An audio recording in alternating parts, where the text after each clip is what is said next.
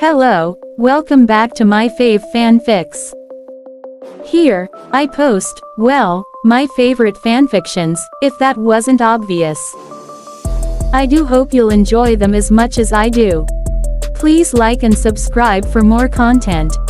Without further ado, let's get started. Welcome, my dear faves, to the fourth part of What If Ichigo and His Family Transported to the World of My Hero Academia.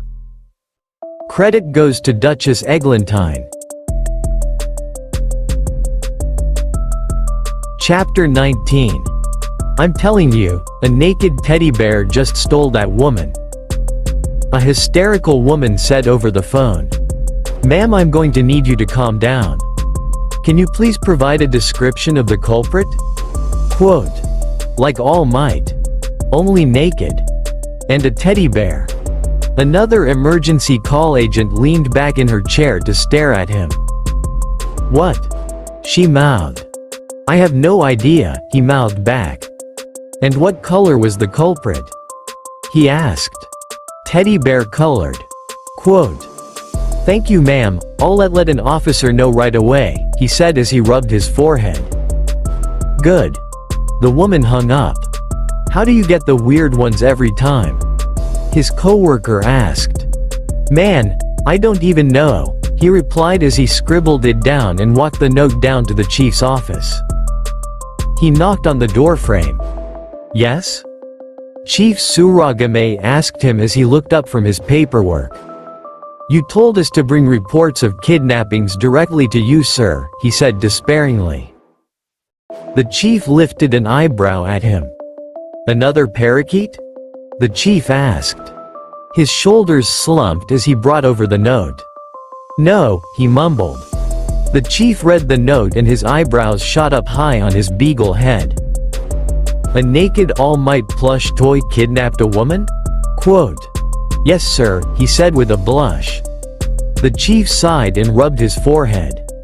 You may go. Yes sir. He never wanted to see the chief again. Ichigo! Khan shouted from a rooftop. Ichigo's head whipped up to stare at him. Is that Khan? Tugata asked. He got bigger? Ichigo jumped up and through the air. Evacuate the kids! Ichigo shouted behind himself.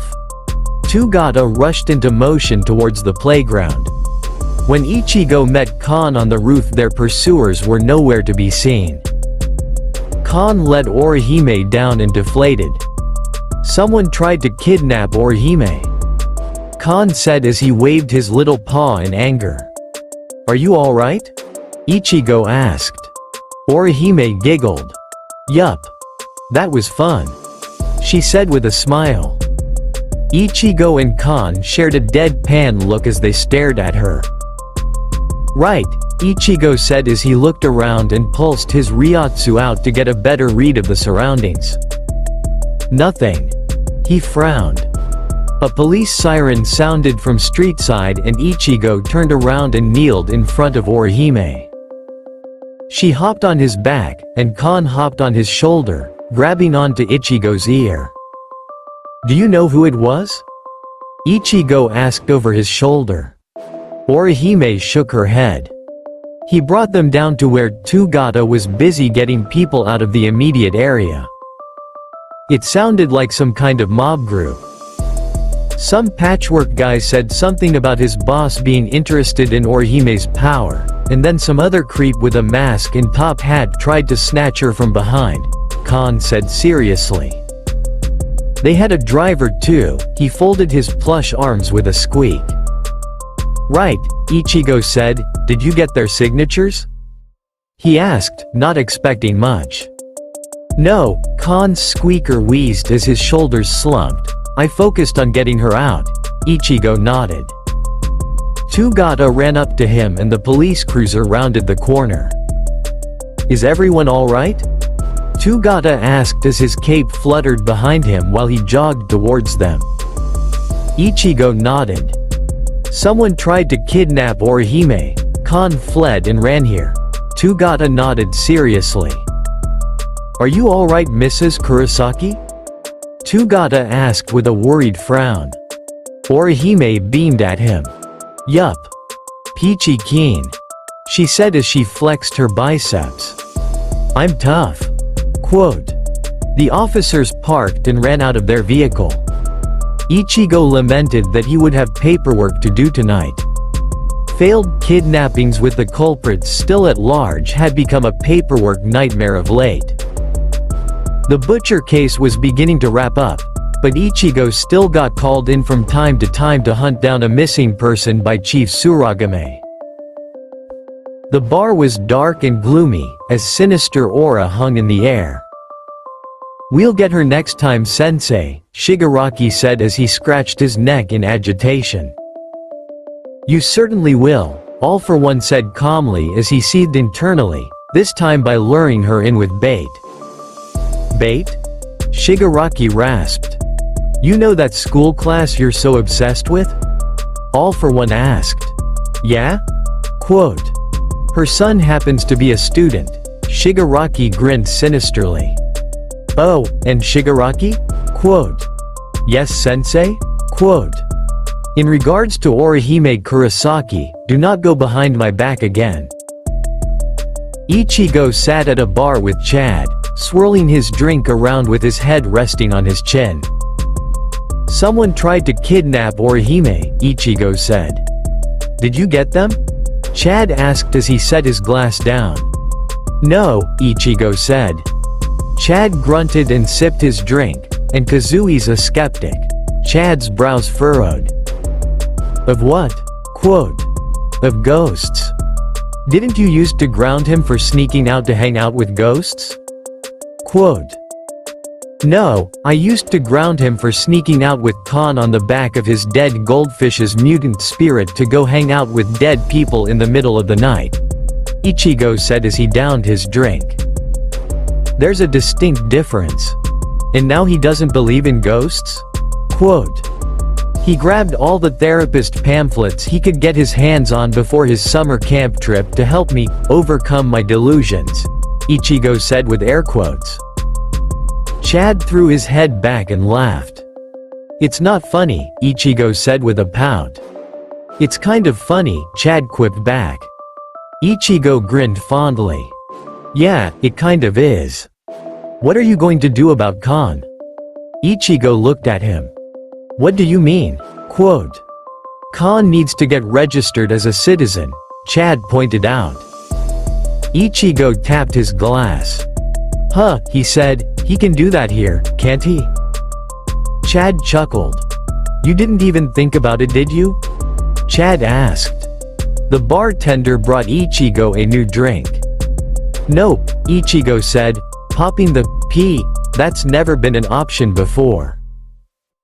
You should figure out a good cover story for him, Chad said. Ichigo swirled the new drink lazily. Yeah, he said distractedly. Ichigo called Kazui's principal. He had done some research on the man after the questioning and decided it was better not to expand his list of confidants any more than it already was. His call was answered on the second ring. Coma-man. This is a pleasant surprise, Nedzu said cheerfully. If I had a person who's not legally considered a person interested in acquiring citizenship, how would I go about that? Ichigo asked, cutting to the chase bluntly. Do they require rehabilitation? Nedzu asked seriously. No, Ichigo said, they're part of the family. I see, Nedzu muttered. Well, in that case, they had a long chat that night. Ichigo learned more about bureaucratic processes than he'd ever cared to learn before in his life. It was head-spinning. Chapter 20. Lemillion Rising. You've learned all that I can teach you about sensing Ryotsu, Ichigo said as he stood in his backyard facing Tugata with his hands on his hips. Tugata bowed at the waist. Thank you, Teach. It's been an excellent couple weeks. Quote. So starting tomorrow we'll be focusing on utilizing your Ryoryoku. Ichigo said cheerfully with a somewhat malicious gleam to his eyes. Tugata perked up and out of his bow. Isn't sensing the people around me utilizing it? Tugata asked as he rubbed the back of his head in wonder. Ichigo moved his hand in a so-so gesture. It is, but utilizing your Riryoku has physical elements as well. Think of it like being aware of your quirk versus actively nurturing your quirk through physical applications. Sensing Ryotsu is just the first step. Ichigo rubbed the back of his head. He had spent all week trying to figure out how to put it into words. Your quirk is your quirk, it serves a biological function and is heavily intertwined with the nature of your soul. But where the body is rigid with defined limitations, Ichigo said as he gestured with his arms, the soul does whatever it wants. Ichigo and Tugata were both in casual clothes escorting Orihime at the mall. Chief Suragame had expressed concerns about the Kurosakis being out and about with an unknown villain group targeting Orihime for her quirk. But Orihime had firmly shut down the offered armed police escort.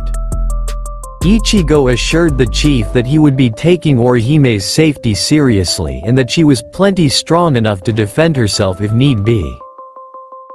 The Hero Safety Commission had issued Orihime a temporary provisional license, citing her quirk as being too valuable to lose or some such nonsense to justify giving out licenses without any type of certifying process. Tugata told the couple to be careful around the commission at dinner the day it had happened. Ichigo passed by a rack with Hero Killer merch and pointed it out to Tugata. "What the hell is this?" Ichigo asked as he held up a keychain of a knife and text that said, "Kill false heroes." Tugata grimaced. Stain's modus operandi was made public a couple weeks after he was arrested and it's been popular on social media lately.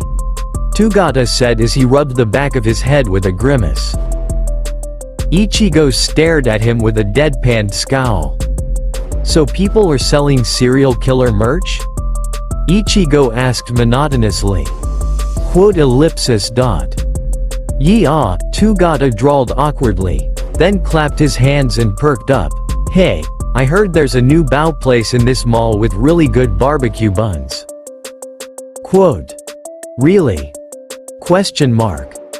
Orihime said as her head popped out from behind some shirts like a cheerful Jack-in-the-Box.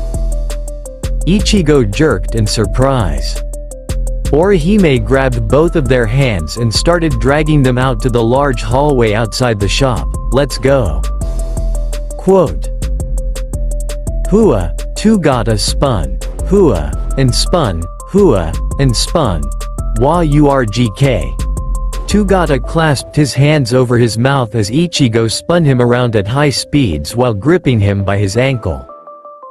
His face had a pale green tint to it. Use your Riryoku to create drag. The air is concentrated with reishi.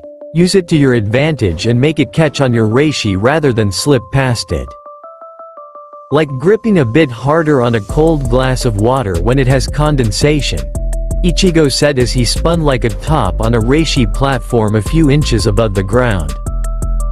Ichigo made it so that the moment Tugata got it they would start slowing down. At the moment however they looked like a giant colorful children's toy. Their motion so fast that there was no way to tell that they were two people.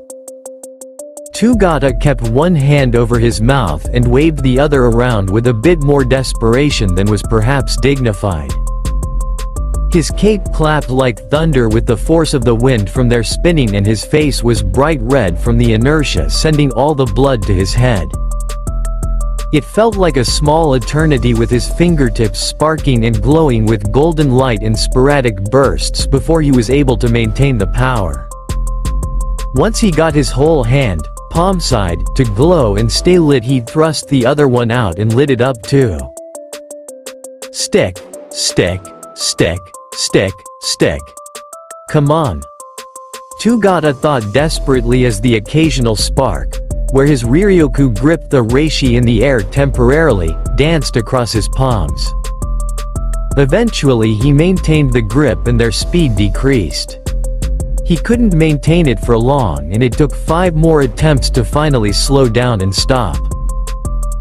Tugata hung from Ichigo's hand by his ankle like a sad flag, his cape dragging in the grass and his arms limp as he took in gulps of air. Ichigo flipped him onto his feet with a flick of his wrist and Tugata teetered from side to side while he tripped and spun trying to stay on his feet. The world wouldn't stop spinning and he ended up face-planting into the side of the house and falling in a heap on the ground. His cape flopped over his head. "You alright?" Ichigo asked with his hands on his hips and a concerned look. Tugata thrust his thumb in the air. "I didn't throw up," he slurred cheerfully. Ichigo snorted and walked over to pick Tugata up by his armpits. Tugata braced himself against the side of the house when Ichigo let go, leaning on the wall for support. The world spun in a lazy circle. He tried to take a step towards the rotating door for the back porch and stumbled.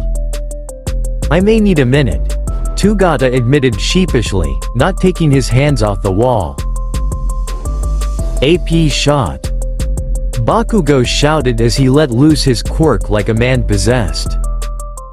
The side of the mountain wasn't too fond of the abuse and it caused a landslide.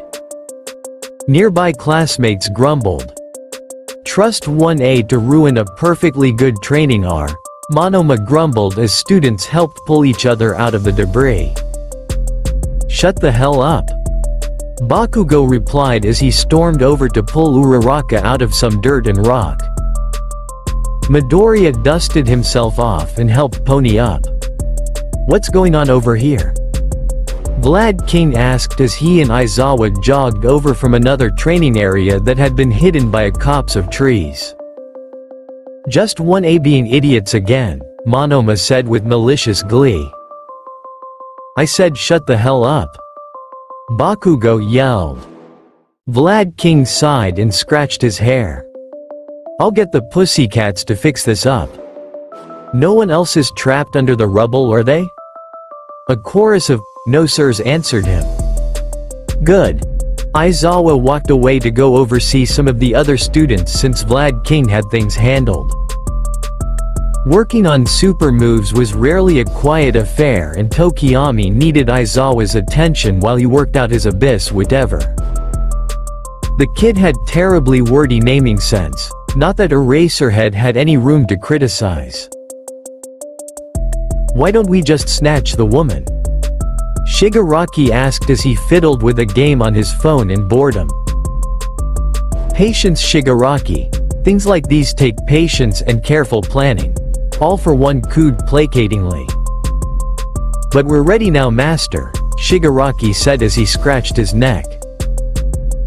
"I'll let you have your fun with the students and Coma-man, but do not interfere with my plans regarding the woman," All for One said firmly. Shigaraki glanced at the screen of his sensei attached to various tubes through the corner of his eye. "Yes, master," he said quietly as his foot bounced on the bar stool. "This week we'll focus on maintaining your grip for extended periods in the air," Ichigo said as he stood 12 feet above the tallest building. Tugata stood beside him in the air wearing in his Lemillion costume with a golden sheen lighting the bottom of his feet. Tugata had just figured out how to do it yesterday evening. I don't know if I can do that," he said nervously as he looked down at the city below, while also doing patrol.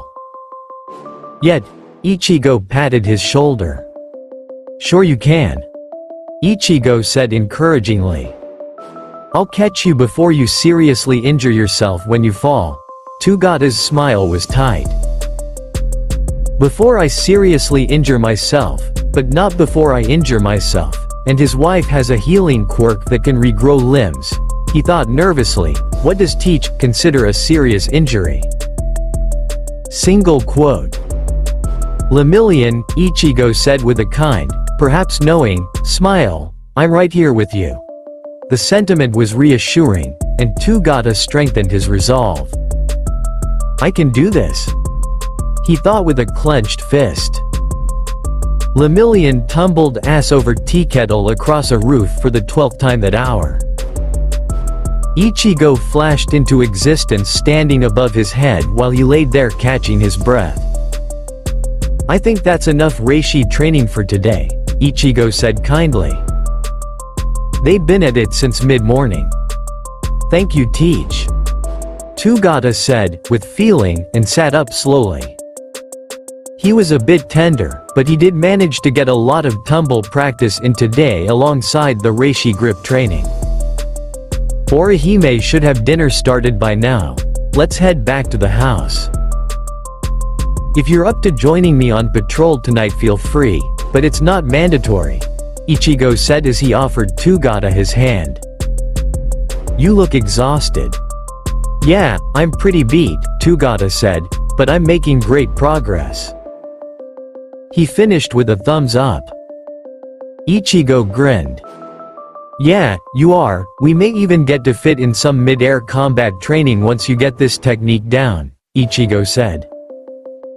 Ahahaha, yeah, maybe, Tugata said as they walked home. Coma-man is a really intense trainer, he thought. Talk about crash course. Chapter 21.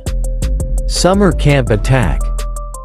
It was the last week of their 5-week summer camp, and they felt more than ready to take on the provisional exam that they were being prepared for.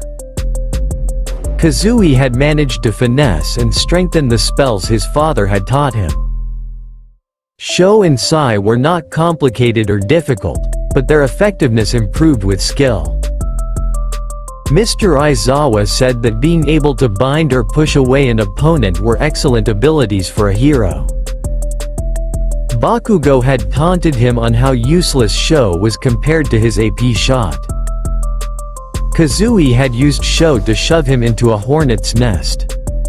A brawl had ensued. They'd both been stuck with dish duty. Both classes stood in loose groups around the campsite. The sun had gone down some time ago and a couple fireflies were flickering around. The songs of crickets and frogs were in the air. Mr. Aizawa and Vlad King stood side by side as they addressed the students. Tonight we'll be doing some stealth training. You've done excellent work on your super moves, but big flashy techniques will only get you so far, Mr. Aizawa said, his eyes lingering on Bakugo. You need to work on your subtlety, Bakugo teached, and crossed his arms while looking away from Mr. Aizawa. Class A may need help with ... self-control issues, Monoma said with a mocking grin, but Class B has excellent stealth skills. Shut the hell up, Kazui and Bakugo said unanimously. They paused and glanced at each other. Kaminari snickered and leaned over to whisper to Ojiro. Even Kurosaki and Bakugo agree that Monoma's a pain. Kaminari wasn't a very quiet whisperer. Kazui and Bakugo turned to glare at him. Ojiro immediately pretended he hadn't laughed, coughing into his fist while averting his eyes. Mr. Aizawa just sighed and Vlad King put a comforting hand on his shoulder in solidarity. The goal is simple, Vlad King said as he tossed a couple sacks to the students. You have to place your items in the designated spots marked on your maps. If you're seen by the other group, you're disqualified. This is not a combat exercise. The moment you're noticed, you're out, Vlad King said with a flat look. Yes, sir. The students chorused. The first lookout team will be Class A. You'll be trying to find students of Class B. Once all items are placed or all members of the opposing team are caught, you'll switch places, Aizawa said. Tugata learned early on that Mrs. Kurosaki's cooking was commonly laced with some sort of creative flair. Today's just happened to be peanut butter, hot peppers, and yogurt. As the flair, not the dish. He also learned early on that Mr. Kurosaki was possibly one of the bravest men he had ever met, and loved his wife dearly. Dearly enough to eat her cooking and claim his tears were happy tears. Togata committed to learning to be just as kind a man as Mr. Kurosaki and eat garbage with a smile on his face. Besides, while no great cook, Mrs. Kurosaki was a master baker. Togata figured one mystery meal a day was more than enough to make up for the bag of pastries she sent them out on patrol with. He liked the meat and curry buns the best. Mr. Kurosaki would also share his buns with anyone who looked like they could use it. "Hey," Ichigo said as he tapped a despondent salaryman on the shoulder. The man lifted his head from his hands and looked up from where he was sitting on a park bench in the rain. "What do you want?" The man sounded defeated.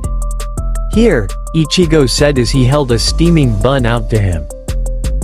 The man took it unsurely. "Thanks," he said. Ichigo nodded and clapped him on the shoulder. "Things'll get better," Ichigo said before moving on. They went around handing baked goods out at the Hosu City homeless camp and even lured a couple drug seekers with the buns on occasion throughout his work-study. Coma-man was very gentle about getting people to rehabilitation centers, and he brought Lemillion with him on their morning bread run to those same centers. Coma-man was fixing up an old man's tarp to keep the rain off of him during the night and checking in on the elderly at the camp when his cell phone rang. It was Kazui. Togata didn't know they had service out there. Ichigo answered the phone and held it between his ear and shoulder while he fastened the tarp in place. "Yeah?" Ichigo said into the phone. "Dad. Villains are attacking the camp." Kazui's voice rang out from the speaker. Lemillion tensed and Ichigo was bathed in a sinister shadow for a brief moment before he emerged changed. Two black blades of different sizes, and complicated armor covered his clothes. A horn jutted out of the side of his head, black tattoos over one side of his face and neck. The eye on the side of his new horn glowed a shimmering gold with black sclera. It was the closest thing to a hero costume Lemillion had ever seen Coma-man wear. "I'll be right there," Ichigo said as he braced his legs to take off. Lemillion jumped on his back and attached himself securely like a koala. "Whoa. Quote. Let's go," Lemillion said determinedly. Ichigo didn't hesitate and shot off into the sky and across Japan at a speed Lemillion could never dream of acquiring. "Coma-man," Lemillion wondered, "just who are you?" Single quote. Kazui had gotten to the boy's cabin to rummage in his bag and find the denreishinki his father had insisted he take with him. Something about it having service anywhere no matter what. He hoped that was true. The steps outside creaked with the weight of muscular and Kazui's pulse beat frantically as the device rang twice in his ear. "Yeah?" His father's voice came over the speaker. "Dad. Villains are attacking the camp," Kazui said desperately into the receiver. Muscular ripped the wall off and let out a booming cackle as he lunged at Kazui. Kazui dropped the soul pager and danced out of reach. "I'll be right there," his father's voice sounded from the floor of the demolished cabin as chunks of wood flew through the air. Kazui ran out and flash-stepped with heaving breaths. He was exhausted from quirk training earlier that day, and overusing his shunpo to get to the cabin on top of that. He didn't know how long he could keep dodging. "Full cowl, shoot style," Midoriya shouted as he blasted a Nomu away in the distance. 3 more Nomu were on him in an instant. Kazui grit his teeth, frustrated with how helpless he felt. There was poison gas in the forest, Everything was on fire, and easily a dozen Nomu were running rampant. That wasn't even counting how many villains were in the forest with a kill or capture list of various students. Muscular reared back to attack him again, but Kazui's Sai hadn't worked on him, and he was too exhausted to dodge. A concussive boom shattered the sound barrier and a horned demon descended upon Muscular with a black blade wreathed in blazing gold. Tensho. The demon screamed and Muscular was bifurcated in a flash of terrible golden power that went on to carve a thin canyon into the ground and wipe out a whole grove of trees in the way of the attack's trajectory. There was a caped hero attached to the demon like a limpet who jumped off once the attack was finished. Prioritize the students, get them to a centralized location that's easily defensible, Ichigo said. On it. Lemillion nodded seriously and shot off to begin rescue efforts. Dad? Kazui asked in wonder. Suddenly he was inside the camp's main campus where some of the students had to take remedial lessons earlier on in the trip. Suddenly Mr. Aizawa was standing right beside him. Then students began appearing one by one as though teleported there by some mysterious power. Mr. Aizawa put his hand on Kazui's shoulder with a serious look. "You did good, calling your father," he said. Kazui teared up. He had left a classmate behind to face the chainsaw Nomu in order to get to a soul pager he didn't even know would work. He had heard them scream in pain and hadn't looked back. Chapter 22. The Hidden Boss. Ichigo zipped around, checking for any students he could find as he shot through the forest. His ears had started to ring after his initial Getsuga Tensho and he grit his teeth with frustration at his own weakness. He would need to end this fast. He appeared in front of two girls, a blonde with horns and one with brown hair that covered her eyes. The brunette screamed bloody murder at the sight of him and sprayed him down with fungus. "Split-gill lung strike," the girl shouted. Ichigo slung both over his shoulders and shunpoed back to the compound. He set the sobbing, screaming girls down and disappeared. The amount of hollow reishi he was leaking mixed with his appearance and the situation didn't lend itself well to any perceived trustworthiness the students might have regarding Ichigo. It didn't help that he didn't really know all the students either. He knew a couple of Kazui's friends, and they had been easy to find and too few in number. Fortunately, the students were wearing their school gym uniforms. He grabbed a couple of limp students off the ground and pulsed his Ryotsu to clear the air with a gale of wind. Two more, that made 18 students accounted for. Which was 22 too few. He stopped in front of Kazui as he dropped off the students and handed him his own personal soul pager. It was a really fancy model he had and clogs custom make. "Call Uryu and Chad," Ichigo said before flickering out of sight and back into the forest.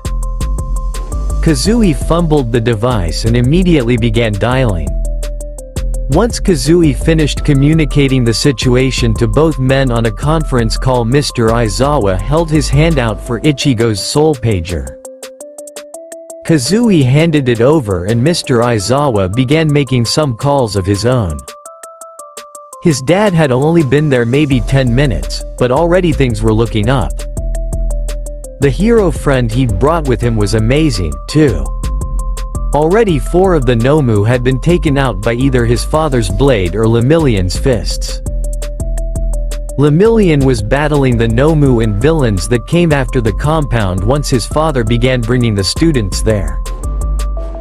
His father came back with 3 more students and Mr. Aizawa stopped talking to the other person on the line. "Coma-man," Aizawa said. Ichigo paused. "There's a hero called Mandalay with a telepath quirk. She has a pink cat-themed outfit and brown hair. I need her to send a message. Ichigo nodded. The students are allowed to use their quirks against the villains. Ichigo disappeared again, this time looking for cat-themed people and people wearing the school gym clothes. He found the cat people in a clearing and dropped off the message before shooting back off into the forest, following the difficult-to-distinguish Ryotsu within. There were too many big attacks being used, and his dizziness made it difficult to differentiate the natural and residual reishi from people reishi. Let me feast on yo. Ichigo sliced the blade like teeth off of Moonfish and pointed 2 fingers at him. Geki. The villain glowed red and froze. There was a crow-headed boy and a black-haired boy with strange elbows alongside a frog girl. Ichigo grabbed them all and brought them swiftly to the compound. Ichigo went back out into the forest. His vision was doubled now and the ringing in his ears was upsettingly loud. He was pushing past what was advisable. Lemillion.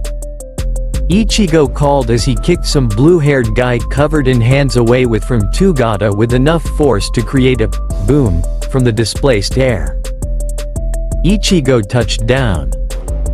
I have a coma starting, backup is on its way. But I only have a few more minutes before I'm down, Ichigo said. I'll take care of the Nomu, and bring as many students back as I can, but the rest is up to you. He put a hand on Lemillion's shoulder. You can do this. Lemillion nodded with hard eyes and a daring grin. Yes, sir, Lemillion said confidently. Ichigo shot off again into the forest, trying to sense clusters of Ryotsu through the blurring and buzzing of his head. Just a little longer, he thought. 3 minutes and 9 more students in the compound and the world was tilting. Students. This is Mandalay.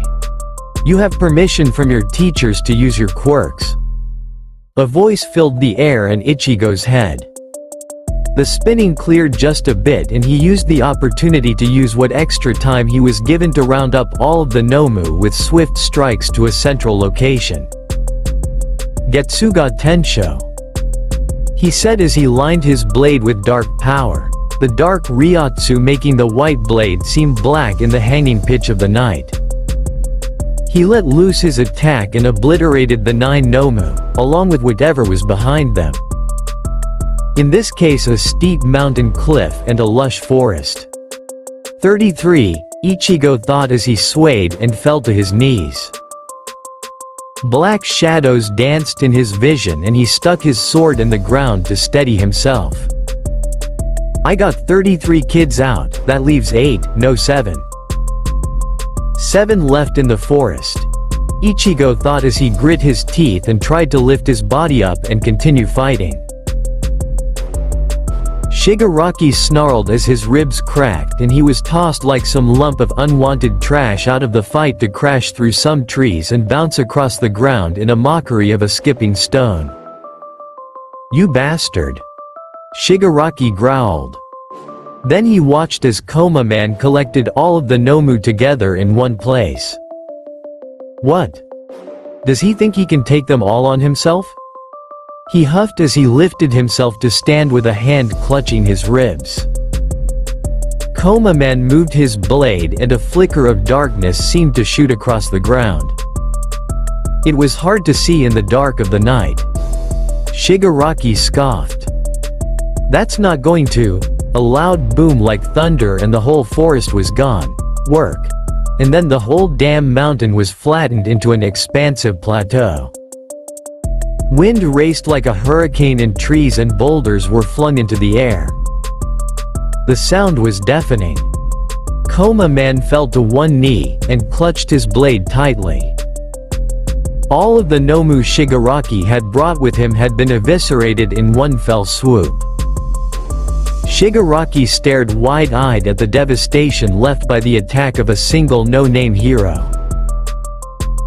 Shigaraki fell to his knees, a hidden boss. Smoke rose in wisps from the ground. But there was something even more interesting than the power he had just bore witness. Coma-man was on his knees, panting for breath. Shigaraki's grin spread from ear to ear. And he has a cool down. He got up and stumbled towards the downed man, then kneeled before him. "It's a pity we couldn't play more," Shigaraki cooed as he lay a hand on each of the man's shoulders with his pinkies up. "But it's no fun playing against hidden bosses with broken stats." His pinkies fell, and a fist popped out of Coma-man's chest to pop Shigaraki in the chin. "You won't touch him?" Lemillion roared as he phased through his mentor's body to introduce Shigaraki to the concept of a violent beatdown. Ichigo's eyes fluttered open and he reached over to Zangetsu while Lemillion engaged Shigaraki to recall the Zanpakuto back into his soul. Ichigo fell forward. And a grown-ass man in a kitten costume caught him. His eyes shot open and he gripped a thick bicep, desperate to keep him away. "It's alright, I've got you," Tiger said reassuringly as he picked Ichigo up to cradle him in his arms. Ichigo was not reassured and fought for consciousness with little jerking movements before his eyes rolled back and his head lolled onto a muscular shoulder. The scent of cologne and sweat stuck to inside of Ichigo's nose. Orihime was watching a movie about murderous space aliens with Kon. Ichigo had killed some ice cream and popcorn with a dense ryotsu field for Kon to enjoy before he left for work with Tugata. They sat side by side on the couch munching happily away on their snacks. "Don't open the door, you idiot," Kon yelled at the screen. "The monster is always behind the ominous doors." Quote. The actress on screen screamed as her co-pilot was brutally ripped to shreds. Ichigo's ryotsu exploded somewhere in the city and then shot off in a direction far from them. There was a knock on the door and Orihime and Kon paused to share a look. "Were we expecting company?" Kon asked. Orihime shook her head. The ryotsu outside the door wasn't any they recognized and felt sticky and cloying. Almost like a hollow's with its endless hunger, but the quirk equivalent. Orihime pulled a metal bat out from between the couch cushions. Quote dot. Dot. Dot. "Is that always there?" Kon asked. "Uh-huh." Orihime said, "Let's go see who's at the door," she said with a serious frown. "Wait. Orihime. Doors." Kon said desperately. "You're right," Orihime said as she changed direction to go upstairs. Kon followed with confusion. "What's up here?" he asked. The drain pipe, Orihime supplied helpfully as she opened Kazui's bedroom window and climbed out. Chapter 23. Haim and the Boogeyman. Orihime climbed down the drain pipe with the metal bat in her mouth and Kon on her shoulder. They both heard the front door get blown open with a boom as it hit the wall with the force it was ripped from its hinges. Orihime inched down at a leisurely pace while Kon nervously twisted his paws. Ichigo wasn't anywhere near them now, and whatever was happening would be up to her and Kon. "I know you're in here," a man's voice cooed in a twisted sing-song manner from within the house. Like he was toying with a child. Come out, wherever you are, Tilda," he chuckled darkly at a private joke. Kon really hated creeps like this. They landed softly on the sidewalk and Kon inflated into his muscle form. "We need to get away from all these apartments," Kon whispered as Orihime hopped up to sit in his arms with a serious humph. Single quote. "There you are," All for One said as he stuck his head out of the window they had just climbed out of. Orihime and Kon stared up at him. "Bye, Darth Creeper," Kon said before shooting off towards the nearest park. It was the middle of the night, and hopefully there wouldn't be many people there. Charming, All for One muttered. He jumped down and began his pursuit. Impressive speed, he admitted as the two began to outpace him. Orihime moved to dangle down awkwardly in Khan's grip. "What are you doing?" Khan asked as she unbuttoned his stomach pocket and rummaged through its contents. She popped back up with Khan's emergency soul pager in hand. "Getting this." She held the device up like a trophy. "Good idea," Khan said as he skid to slow down in order to make a sharp turn. The Sith Lord in the gentleman's suit flew through the air to attack them.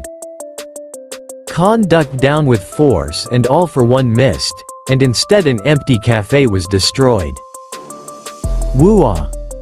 Khan shouted as he pumped his legs even harder. "I can run 100 meters in 3.8 seconds. Though desperately, he shouldn't be able to keep up." Single quote.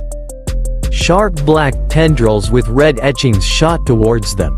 Khan twisted in the air and kicked them away, shattering them with a thunderous crash. He flipped and landed, and kept running. Khan caught a glimpse of the old mall that was being demolished to build a new one and course corrected that way.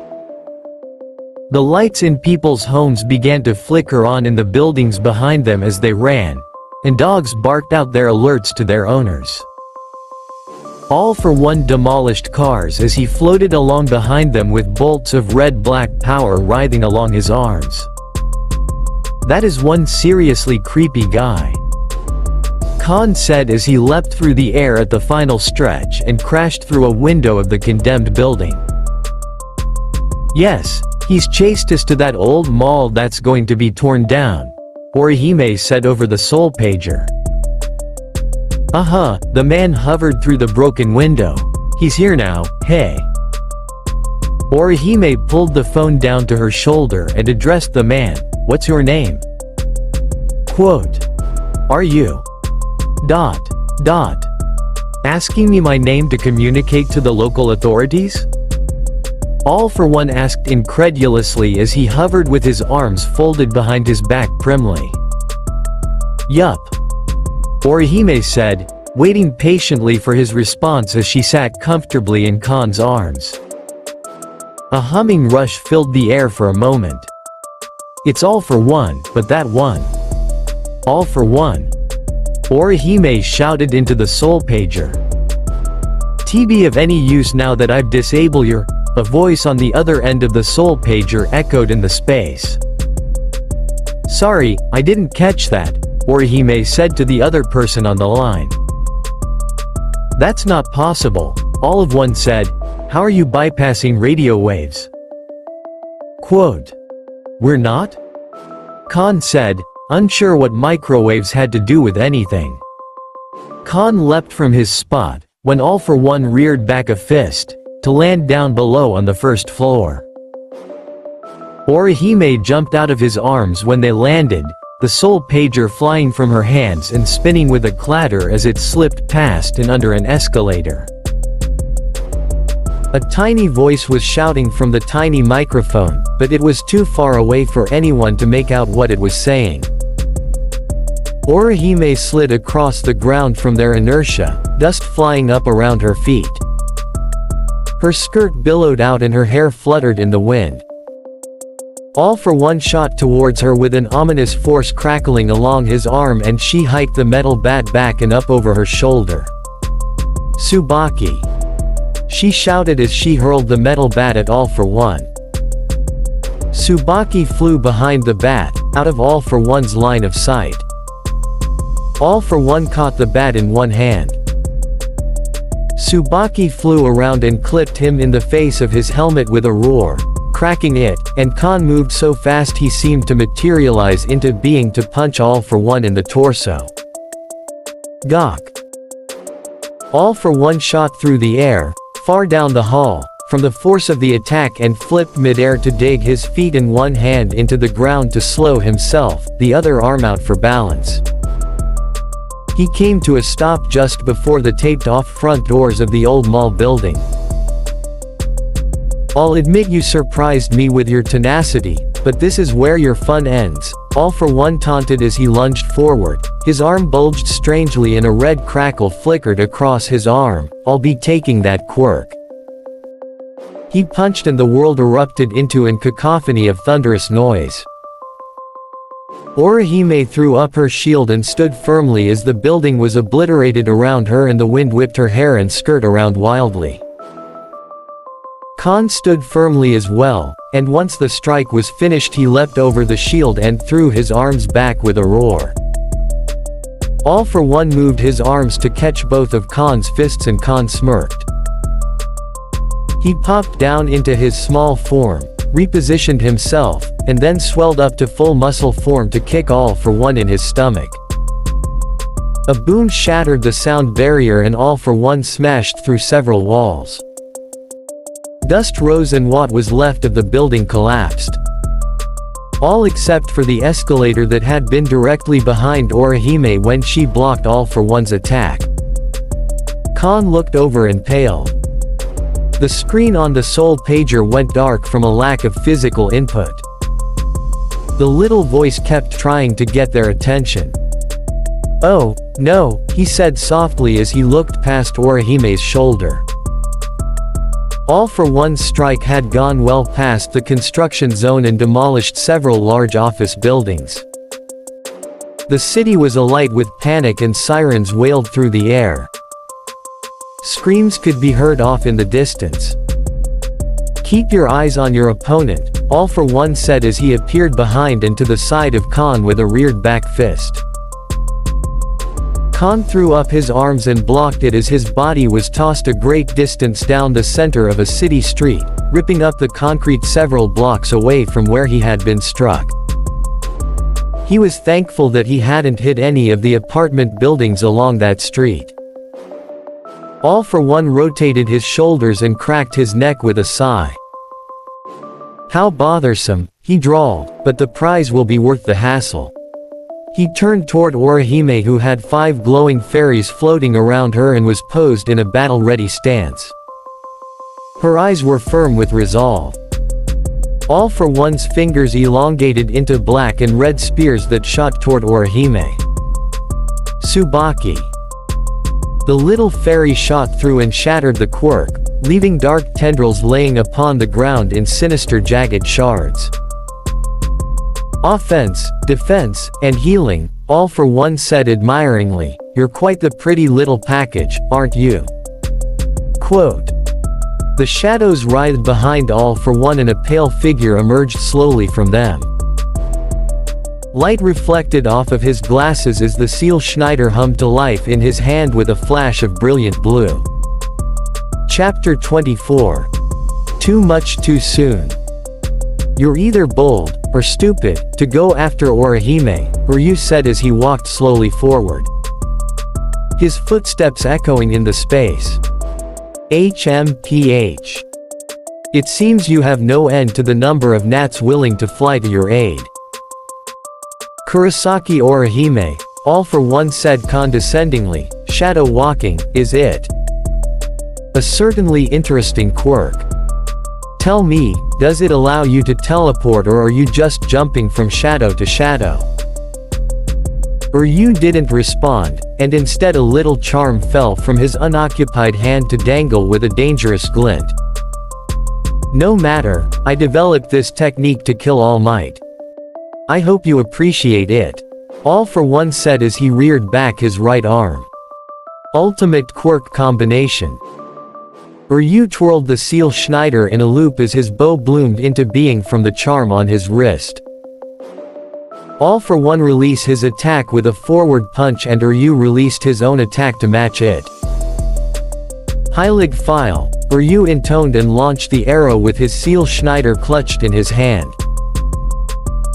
The Heilig File met All For One's attack and negated its momentum, causing a large centralized blast that twirled like a street-sized super tornado, rather than allowing it to destroy any more of the city. Orihime stood firm behind her shield. "Impossible." All for one shouted. Ryu appeared beside his right arm in a flash of Harenkyaku. Pathetic, he said coldly as his seal Schneider sliced though All for One's right arm from armpit to shoulder. The limb fell to the ground with a wet spray. Ow! All for One roared as he clutched at his bleeding shoulder. His arm lay upon the ground and in a moment of unrivaled panic black ink-like sludge shot out of and around him. Ah!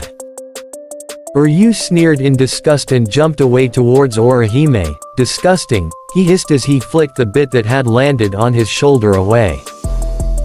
All for One disappeared in a swirl of viscous fluid. His Reiatsu was gone. TCH, Ryu huffed with frustration and turned to Orihime. Ichigo called for aid, Ryu said seriously as he called the shadows up to envelope them, holding out his arm to her. She grabbed on. Right. Orihime said as they slid down into the abyss and out the other end. They emerged from Ichigo's shadow, who was being held in the shaky arms of Kazui. Mom!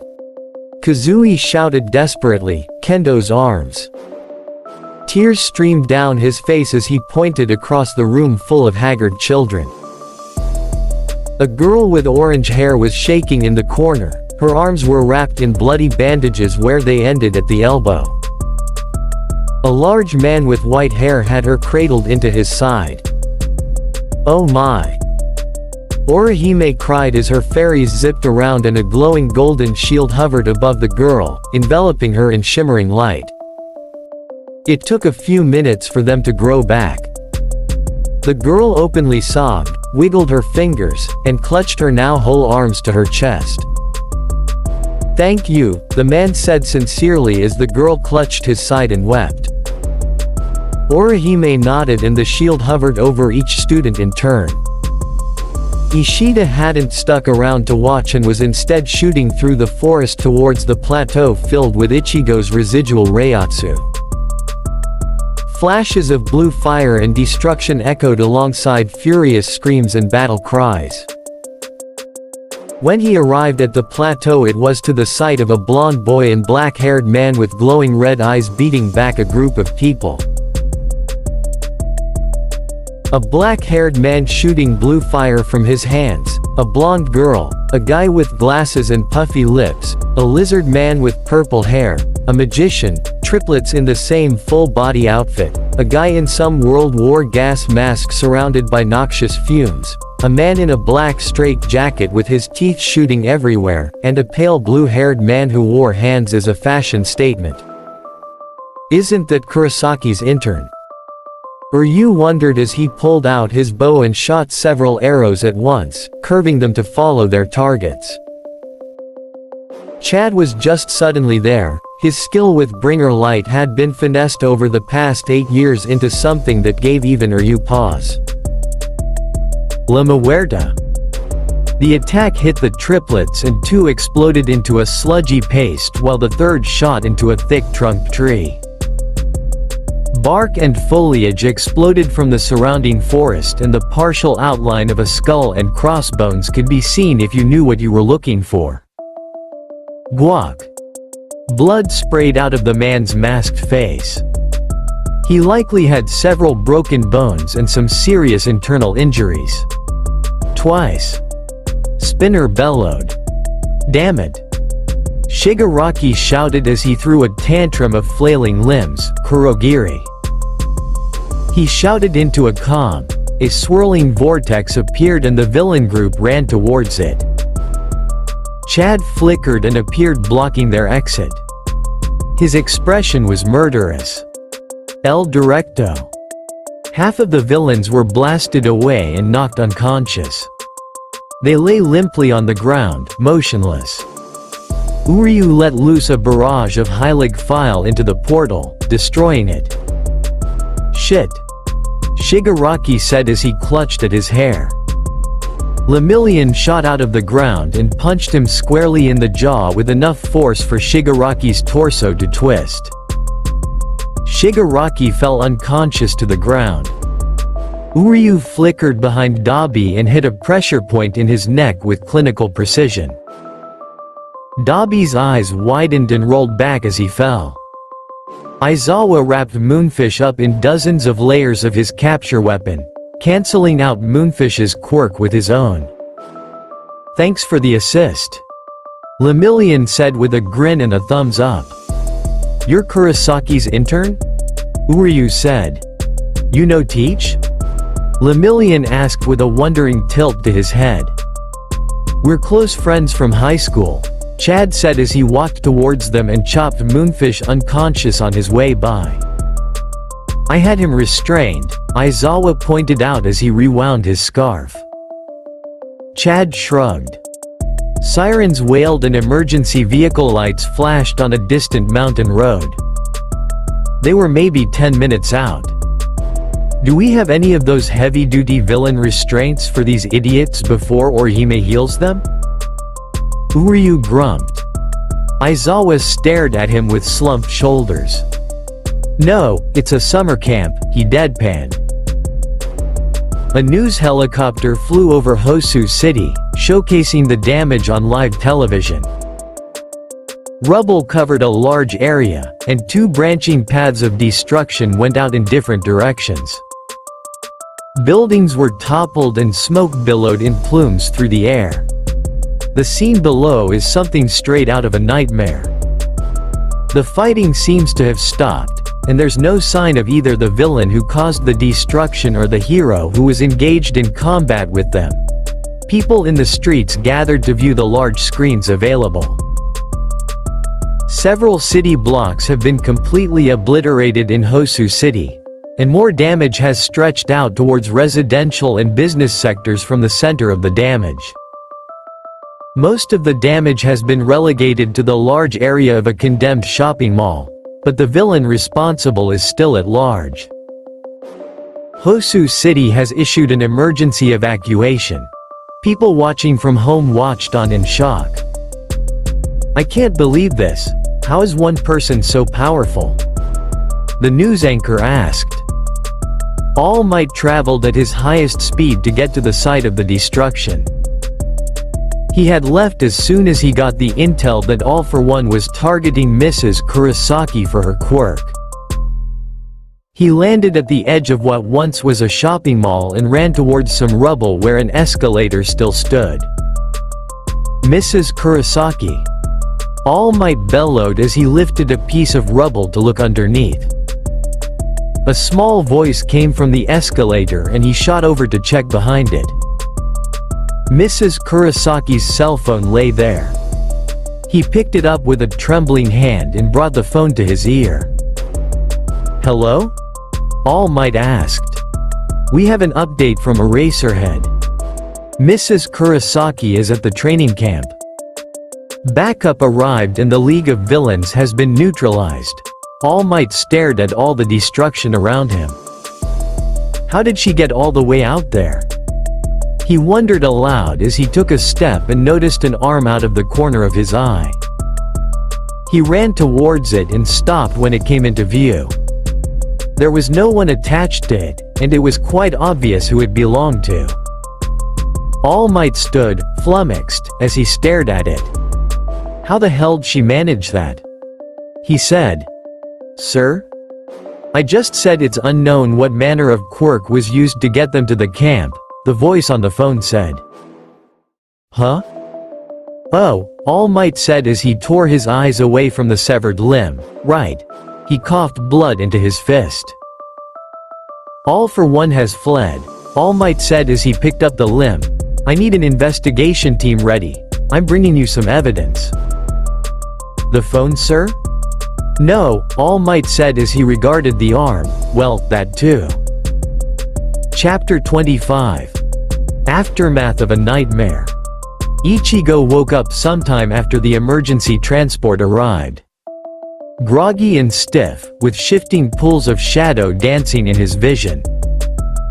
He was in a gurney ready to be loaded up onto an ambulance.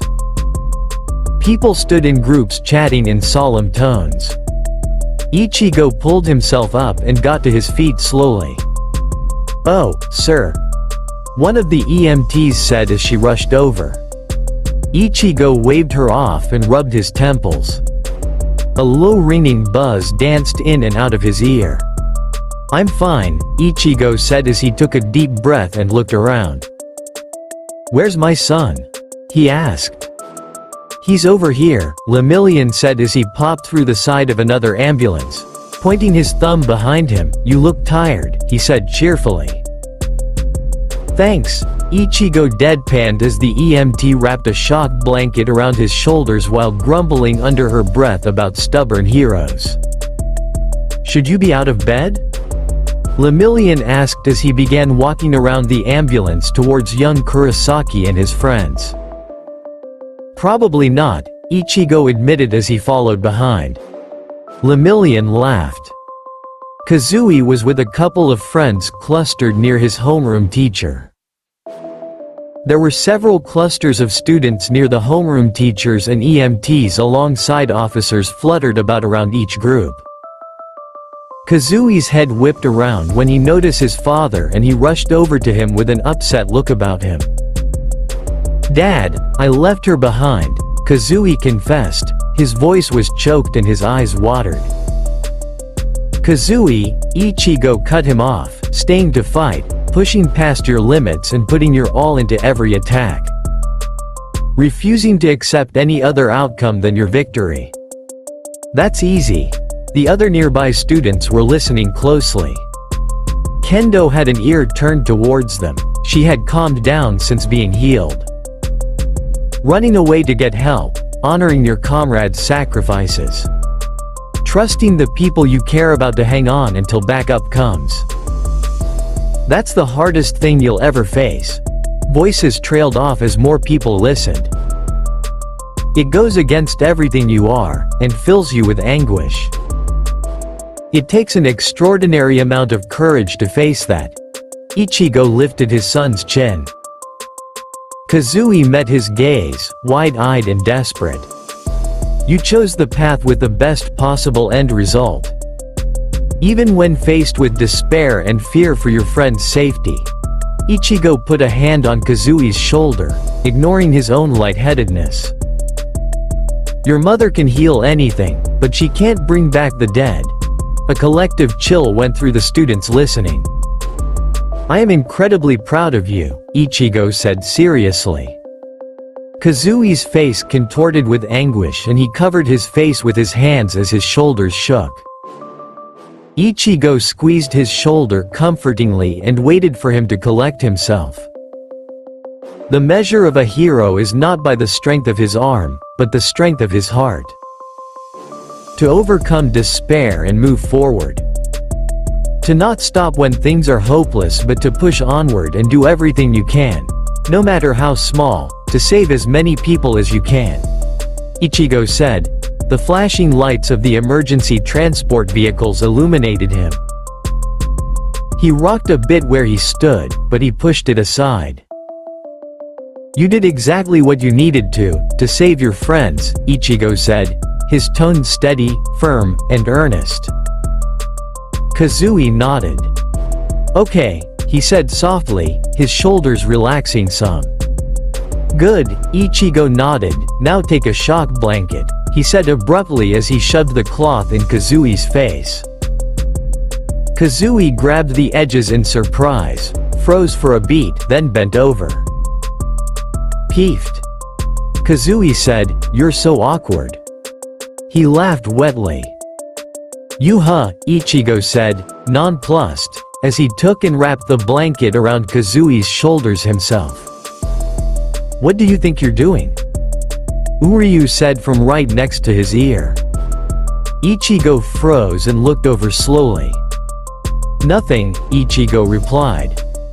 Chad hefted him up from behind. Whoa. Ichigo said as he struggled lightly. Oi. There's no need to haul me around like a sack of oo. Ichigo fell limp, arms dangling. Chad said as he walked him over to an ambulance and plopped him back down in the gurney with a FWUMP. Rest. Ichigo stared dazedly up at the starry sky. "You're too old to be acting like this," Ryu said as he pushed his glasses up. "I'm not old," Ichigo said dazedly up at the sky. "I'll tell the nurse that when they give you your sponge bath at the hospital," Ryu replied. Ichigo flipped him off half-heartedly. "You have a great dad," Lemillion said to Kazui with a bright thumbs up. "Thanks," Kazui said. "Not to be rude," Midoriya said, "but I'm not familiar with you. Are you a new startup hero?" Quote. "Oh. My mistake. I'm Tugata Mirio from Class 3B.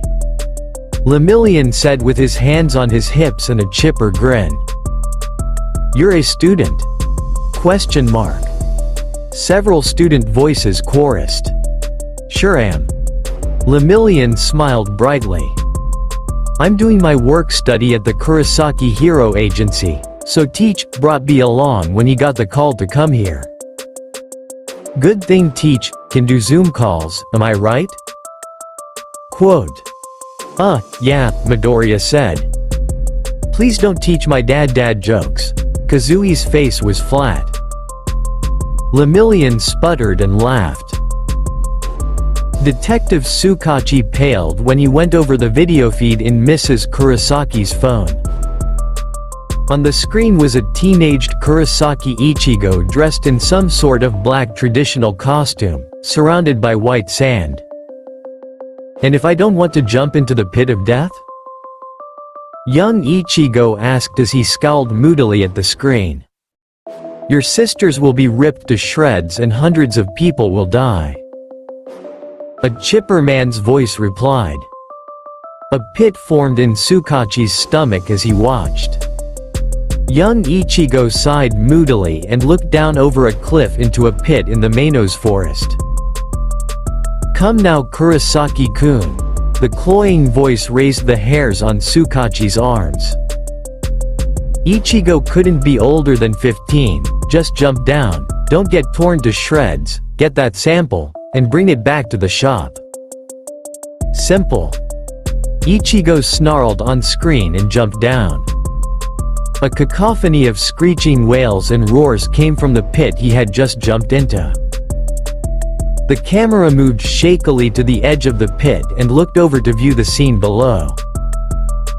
The teenage Ichigo was surrounded by dozens of giant Nomu clawing their way forward to get a piece of him. Speaking, crying out for his flesh and offering dark promises. The person filming shot backwards and shook in terror. Only their feet were visible, but it looked like they were wearing the same outfit as young Ichigo. The video feed cut off. Tsukachi's arms shook as he picked up the phone on his desk. It rung a few times before it was picked up. "Nedzu," Tsukachi said as he scrolled through the phone's gallery, "we need to meet." Kurosaki Kazui called his father, and Coma-man provided aid within a couple of minutes. Coma-man is responsible for Muscular's death, rescuing a majority of the students, and destroying the Nomu that the villains brought along with them. He also called for additional aid and provided the device necessary for myself to get a hold of the appropriate authorities. Aizawa gave a brief overview to the officer in charge of statements. "Right," the officer said as he pointed at the plateau of desolation that was being illuminated by several floodlights. "And where does that come in?" he asked. "That's from Coma-man's super move when he destroyed the Nomu. He fell into a coma shortly after and was targeted by Shigaraki. Lemillion provided backup for Coma-man and engaged Shigaraki while myself and the Pussycats rescued the remaining students. The League of Villains rushed to provide support to Shigaraki and I engaged in combat alongside Lemillion until the backup Coma-man called for arrived to help neutralize the villains." The officer nodded as he wrote down the statement. "Well, that should do, we'll contact you if we need any further information," he said. Aizawa nodded. He turned his head to gaze at the aftermath of Coma-man's attack. There was also a canyon where Muscular had been killed. Each had been done with a singular attack. It's impressive, Vlad King said as he came up behind him. It's a tripping hazard, Aizawa said as he banged the toe of his boot on the triangular tip in the ground where the canyon started. That too, Vlad agreed. They had put up a bridge further down to avoid needing to walk all the way around or jump over the chasm. They still didn't know how deep it went. Unfortunately, this part is over. I hope you enjoyed it. My apologies for all those quotes. Please have a good morning, afternoon, evening or night. See you next time, faves.